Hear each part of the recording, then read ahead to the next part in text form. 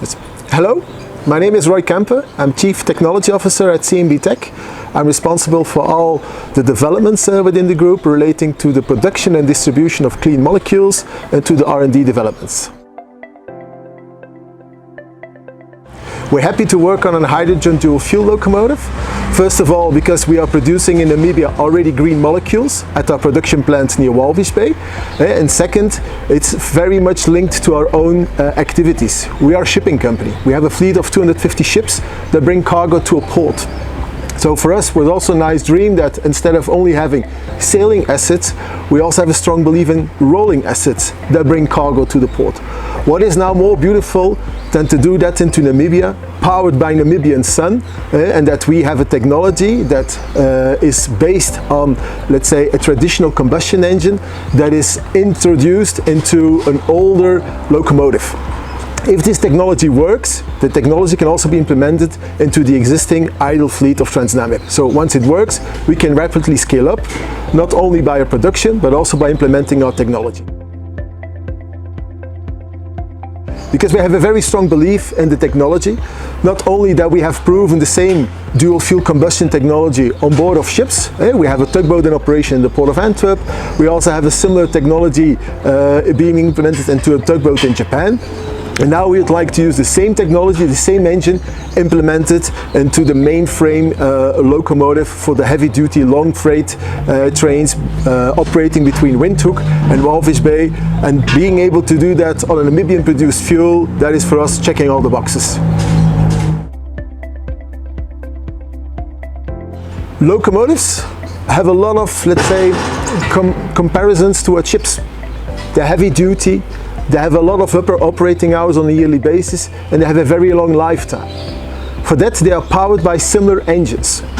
The engines that we use on board of our ships to produce electricity is the same engine that is used in the locomotive to produce electricity to drive the traction motors of the locomotive. So even for that, and they're coming all in the same location of the port to bring cargo to it, and the ship brings the cargo towards its end customer. So for that, we see a lot of similarities, and we're happy that the technology is already proven on other projects in Europe and in Japan. And we're now bringing this knowledge into Namibia, where together with the Hydrogen Academy, we're training locals to implement it onto a locomotive. And the hydrogen storage, that's the only difference, is being stored into a container that is behind the locomotive. So we're using the fuel tender like in the past of steam locomotives. I don't know if you remember, but steam locomotives in the past had a small trailer behind the locomotive that was containing the coal and the water. Now it's only containing the hydrogen that is fueling our engine to run on a zero-emission fuel produced in the country. So indeed, we start with a 6-month trial. The purpose behind that is to have 50 round trips between the port and Windhoek. Namibia in its country is quite harsh for the technology of locomotives. You have high altitude, which is quite tough for the combustion engine, and you have high temperatures, and you have a very sandy environment. So for us, the first part of the trials is how to understand the technology, what is the performance of our technology, and together with our collaboration parties, such as Namibia and AGL, we have made some KPI sheets that is looking into the safety, looking into the handling, the maintenance, the operability, how can we train people. It's all part of the trial. Once we evaluate this as successful, we can easily extend the trial with more locomotives, with more routes, so that we can really answer the need in Namibia to have more freight passing on rail instead of on trucks, and we can do that. Yeah. So we already have 3 years of practical experience with that combustion engine. As typically with the first prototypes, you gather knowledge how to make certain that the maintainability is better, that also the robustness of the technology is better, that also the controls, that we now have a nice screen.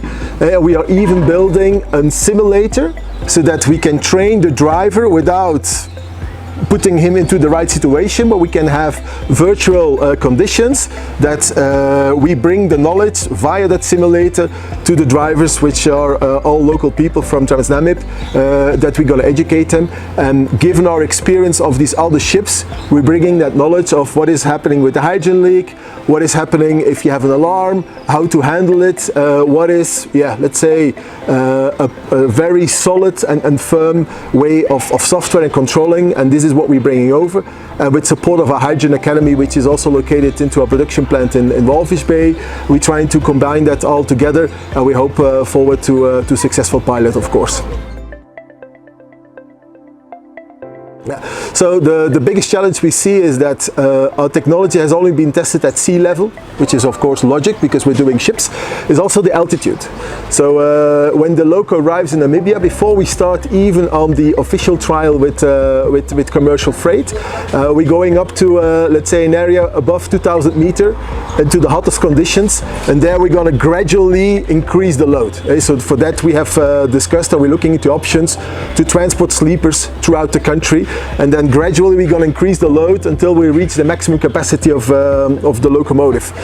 So this is a bit new towards the technology that we are doing, but we are confident that the effect of altitude and temperature can be simulated, these are natural physics, and we hope that a technology works, but of course we need to show it, we need to test it, and once that is done we start with the trial, and then we have more endurance testing, multiple refuelings we're going to do with hydrogen. So that's all part of the goals for the next 6 months.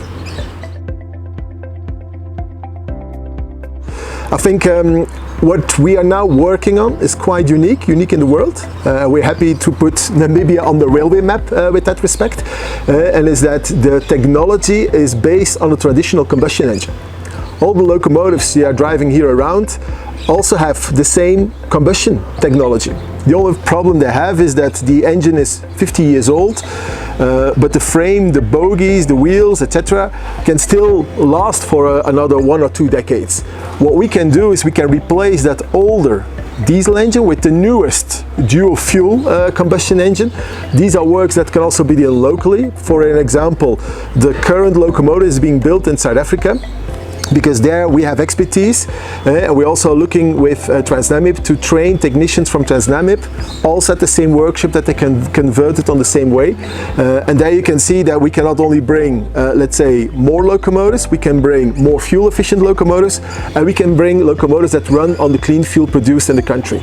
Looking for customers which are transporting copper, for example, having a low carbon footprint compared to the, let's say, the truck transport, is a very important topic, and above all we can do that at cheaper cost compared to trucks. So I think if you fit them all together, I think this is very, very promising technology, and we all are thrilled, and we hear it from the network even outside of Namibia and Africa. People are watching our project, so it's our task to deliver, and together with Namibians we will do.